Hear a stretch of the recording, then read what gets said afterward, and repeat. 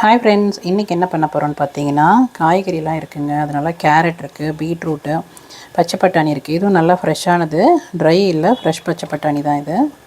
எடுத்து வச்சுருக்கேன். வெங்காயத்தை பார்த்திங்கன்னா நல்லா நீட்டமாக மெல்லிசாக நறுக்கி வச்சுருக்கேன். அதுக்கப்புறம் கொத்தமல்லி நல்லா கழுவிட்டு எடுத்து வச்சுருக்கேன். ஒரு லெமன், இஞ்சி பூண்டு இதையும் தோல் உரித்து எடுத்து வச்சுருக்கேன். அரைக்கணும் இப்போது. அதுக்கப்புறம் பார்த்திங்கன்னா தக்காளி இதையும் கழுவிட்டு வச்சுருக்கேன். அதையும் அரைச்சி எடுத்துக்கணும். தயிர் கொஞ்சமாக தேவைப்பட்டால் சேர்த்துக்கோங்க. ஃபஸ்ட்டு இதெல்லாம் ரெடி பண்ணிடலாம். அப்புறம் பார்த்திங்கன்னா பாஸ்மதி அரிசியை தண்ணியில் போட்டு ஊற வச்சுருக்கேன். ஒரு 1/2 hour ஆச்சு. நல்லா ஊறிட்டுருக்குதுங்க. இது இருக்கட்டும். நம்ம எல்லாத்தையும் இப்போ ரெடி பண்ணிவிட்டு தாளிச்சிக்கலாம். காய்கறி பார்த்திங்கன்னா தனியாக நம்ம பொரியல் அது இதுன்னு பண்ணுறோம் இல்லையா, அப்போ மிச்சம் ஒன்று இருக்கு இல்லையா, ஸோ அதை வந்து ரைஸாக பண்ணிடலாம் அப்படின்றதுக்காக இன்றைக்கி எடுத்து வச்சுருக்கேன். பார்த்திங்கன்னா லீவில் வீட்டில் இருக்காங்கன்னா ஈஸியாக ஒரே ரைஸ் ஐட்டமாக கொடுத்தோம்னா சாப்பிட்ருவாங்க இல்லையா, ஈஸியாக நமக்கும் சமையல் ஈஸியாக முடிஞ்சிடும். ஸோ அதனால் நான் எடுத்து வச்சுருக்கேன். இப்போ தான் ரெடி பண்ண போகிறேன். தக்காளி அரைக்கணும். அதுக்கப்புறம் பார்த்திங்கன்னா இஞ்சி பூண்டையும் அரைச்சி எடுத்துக்கணுங்க. மிச்சம் எல்லாத்தையும் கட் பண்ணி வச்சுட்டேன். முதல்ல இஞ்சி பூண்டு அரைச்சி எடுத்துக்கலாம். அதுக்கப்புறம் தக்காளியும் அரைச்சிக்கலாங்க. ரெண்டையும் அரைச்சிட்டோம்னா அப்புறம் தாளிக்கிற வேலை தான். இதுக்கு பார்த்திங்கன்னா நான் எப்பவுமே அரைச்சி வச்சுருப்பேன் பிரியாணி மசாலா. பட்டை கிராம்புலாம் இருக்குது இல்லையா, இதெல்லாம் போட்டு அரைச்சி வச்சுருக்கேன். பட்டை கிராம்பு ஏலக்காய் அந்த மாதிரி இதெல்லாம் சேர்த்து அரைச்சி வச்சுருக்கேன். இது எப்படி பண்ணுன்றதையும் ஒரு வீடியோ போட்டிருக்கேன். உங்களுக்கு வேணும்னா பாருங்கள். ரொம்ப நல்லாயிருக்கும், வாசனையாக இருக்கும். நம்ம தாளிக்கிறதுக்கு பிரியாணியெல்லாம் அப்படி தாளிக்கணும் அவசரமானா டக்குன்னு போட்டுருவோம். அந்த பொடி எடுத்து ஈஸியாக இருக்குங்க. இல்லைன்னா நம்ம ஊற வச்சு அரைச்சி எடுக்கணும்னா ரொம்ப டைம் எடுக்கும் இல்லையா, இந்த மாதிரி நம்ம பவுடர் பண்ணி வச்சிட்டோம்னா ரொம்ப ஈஸியாக இருக்கும். இப்போ நம்ம வீட்டிலேயே செஞ்ச பிரியாணி மசாலா, பட்டை கிராம்பு ஏலக்காய் 3மே ஈக்குவலாக போட்டு அரைச்சிட்டிங்கன்னா நல்லா வாசனையாக இருக்கும். நம்ம வந்து சும்மா இப்போ தாளிக்கிறதுக்கு முழுசாக போட்டோம்னா பசங்க எடுத்து போட்டுறாங்களே, இந்த மாதிரி சேர்த்தோம்னா சாப்பிட்றதுக்கும் ஈஸியாக இருக்கும். நமக்கு நல்லா வாசனையாகவும் இருக்கும். பார்த்திங்கன்னா பிரியாணி நல்லா வாசனையாக இருக்கும். ட்ரை பண்ணி பாருங்கள். இப்போ இஞ்சி பூண்டு பார்த்திங்கன்னா நல்லா அரைச்சி எடுத்துக்கிட்டேங்க. அதுக்கப்புறம் தக்காளி அரைச்சிக்கலாம் அதே மிக்சியில். இப்போ இதை எடுத்து ஒரு கிண்ணத்தில் மாற்றிட்டு தக்காளியும் அரைச்சி வச்சுக்கிறேன்.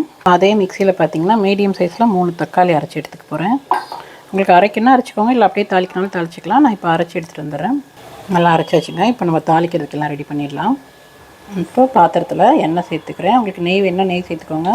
நான் ஃபஸ்ட்டு எண்ணெயில் தாளிச்சிட்டு லாஸ்ட்டாக முடிக்கும் போது நெய் சேர்த்துப்பேன். இப்போ எண்ணெய் சேர்த்துருக்கேன். சூடாகட்டும். கடலை எண்ணெய் தான் சேர்த்துருக்கேன். பட்டை கிராம்பு சேர்க்கல, ஏன்னா அது பவுட்ரு சேர்க்குறதுனால சேர்க்கல. முதல்ல வெங்காயத்தை போட்டுக்கிறேன். வெங்காயம் நல்லா வதங்கினதுக்கப்புறமா ஒன்று ஒன்றா சேர்த்துக்கலாம். எல்லோரும் பிரியாணி பண்ணுறது தாங்க, ஒரு சின்ன டிஃப்ரென்ஸ் ஏதாவது நம்ம ஒருத்தருக்கு ஒருத்தர் கொஞ்சம் சின்ன வித்தியாசம் இருக்கும். ட்ரை பண்ணி பாருங்கள். அந்த மெத்தட்லேயும் நல்லாயிருக்கும். இப்போ வெங்காயம் நல்லா வதங்கட்டும். வதங்கினதுக்கப்புறம் ஒன்று ஒன்றா சேர்த்துக்கலாம். வெங்காயம் மாறி கொஞ்சம் கலர் மாறி வரும். அதுக்கப்புறமா நம்ம இஞ்சி பூண்டுலாம் சேர்த்துக்கலாம், காய்கறி சேர்க்கலாம். வெங்காயம் நல்லா வதங்கிருச்சு. அரைச்சி வச்சுருக்கிற இஞ்சி பூண்டு பேஸ்ட் சேர்த்துக்கலாம். கொஞ்சம் உங்களுக்கு எவ்வளோ தேவையோ அதுக்கேற்ற மாதிரி சேர்த்துக்கோங்க. நான் 2 ஸ்பூன் சேர்த்துக்கிட்டேன். சேர்த்துட்டு லேசாக வதக்கிட்டோம். அதுவே நல்லா வதங்கிட்டோம். சும்மா லேசாக வதக்கணும்னா போதும். இதில் நான் கொத்தமல்லி சேர்த்துக்கிறேங்க. பொடியாக நறுக்கி வச்சுருக்கிற கொத்தமல்லி சேர்த்துக்கிறேன். நல்ல வாசனையாக இருக்கும். பார்த்திங்கன்னா கொத்தமல்லி நம்ம ஃபஸ்ட்டு சேர்த்துட்டோம்னா நல்ல வாசனையாக இருக்கும். ஒரு 2 நிமிஷம், ரொம்ப நேரம் விடாதீங்க. ஒரு 2 நிமிஷம் வதங்கினதுக்கப்புறம் காய்கறி சேர்த்துக்கலாம். கட் பண்ணி வச்சுருக்கிற பீட்ரூட்டு, அதுக்கப்புறம் கேரட்டு, அதில் கொஞ்சம் க்ரீன் பீஸ் சேர்த்து அதையும் வதக்கி விட்டுடலாம்.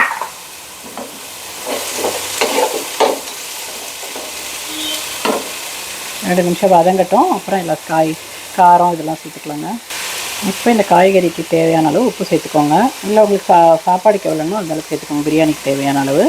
இதில் கொஞ்சமாக மஞ்சள் பொடி, காரத்துக்கு நான் பச்சை மிளகாய் சேர்க்கல, மிளகாத்தூள் சேர்த்துக்கிறேன். அதையும் சேர்த்துட்டு எல்லாத்தையும் சேர்த்து நல்லா மிக்ஸ் பண்ணி விட்டுடலாம். நல்லா ஒரு வதக்கிட்டு இப்போ கடைசியில் அரைச்சி வச்சுருக்க தக்காளி சேர்த்துக்கிறேன். நான் நீங்கள் அரைக்கணும்னு அவசியம் இல்லை, சும்மா கட் பண்ணியும் சேர்த்துக்கலாம். அதனால் ஒரு சுற்றி வச்சுருக்கேன் மிக்சியில். இப்போ அதையும் நல்லா மிக்ஸ் பண்ணி விட்டுடலாம். மிக்ஸ் பண்ணிவிட்டு ஒரு 5 நிமிஷம் அப்படியே விட்டுருங்க மீடியம் ஃப்ளேமில். காய் கொஞ்சம் வெந்து வரட்டும். அதுக்கப்புறம் அரிசிக்கு ஏற்ற மாதிரி தண்ணி சேர்த்துக்கலாங்க. கேரட் இருக்குது, பீட்ரூட், பச்சை பட்டாணி 3மே சேர்த்துருக்கேன். இதில் நம்ம அரைச்சி வச்சுருந்தோம் இல்லையா பிரியாணி மசாலா, அதை சேர்த்துக்கலாம். உங்களுக்கு எவ்வளோ டேஸ்ட் பிடிக்குமோ அதுக்கேற்ற மாதிரி சேர்த்துக்கோங்க. நான் ஒரு ஸ்பூன் சேர்த்துக்கிறேன்.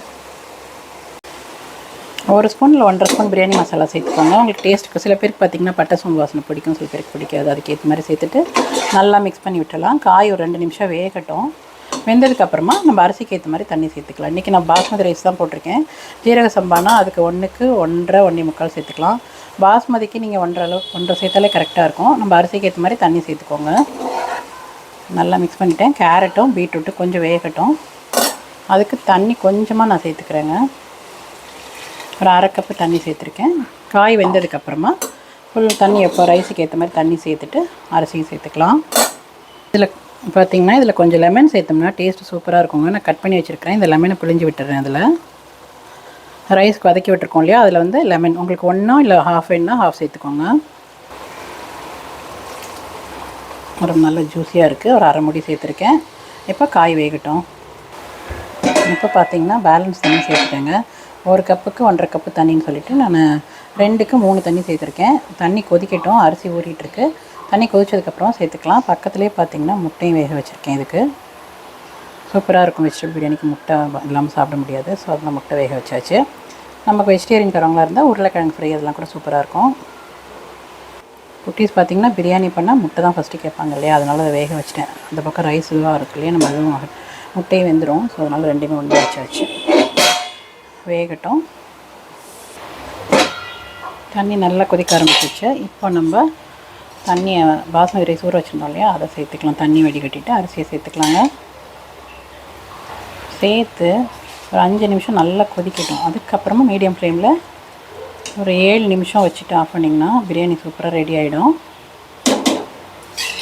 ரைஸ்லாம் சேர்த்துட்டு அதுக்கப்புறம் ஒரு 5 நிமிஷம் கொதிக்க விட்டுறேன்.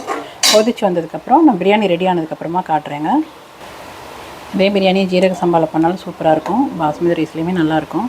காய்கறிலாம் தனியாக கொடுக்குறதுக்கு இந்த மாதிரி பிரியாணி மாதிரி கொடுத்துட்டோம்னா சத்தம் இல்லாமல் பசங்க சாப்பிட்டு போயிடுவாங்க. அதுக்கு தான் சரி நம்ம எப்போதுமே பொரியல் காரக்குழம்புலாம் வச்சா பொரியல் அவையெல்லாம் பண்ணுறோம். சரி இன்றைக்கி வீட்டில் இருக்கும்போது பார்த்திங்கன்னா இந்த மாதிரி பிரியாணி ஏதோ ஒன்று செஞ்சு கொடுத்தா அவங்களுக்கும் கொஞ்சம் டிஃப்ரெண்ட்டாக இருக்கும் சாப்பிட்றதுக்கு. நீங்களும் இதே மாதிரி ட்ரை பண்ணி பாருங்கள். நான் இப்போ இந்த ரைஸ் முடித்தோன்னா காட்டுறேன் உங்களுக்கு. இப்போ பார்த்திங்கன்னா தண்ணி நல்லா வற்றி வந்துருக்கு பாருங்கள். ரைஸில் ஒன்று போட்டுக்கலாம். தண்ணி நல்லா ட்ரை ஆகிடுச்சு. கொஞ்சமாக இதில் நான் என்ன பண்ண போகிறேன், மேலாக பன்னீர் கட் பண்ணி வச்சுருக்கேங்க, அதை சேர்த்துக்கிறேன். பன்னீர் பீஸ் இருக்கு இல்லையா, அதை அப்படியே மேலால் சேர்த்துட்டு நம்ம அப்படியே தம்மில் வச்சிடலாம். மீடியம் ஃப்ளேமில் வச்சு அப்படியே தம் வச்சுடுங்க.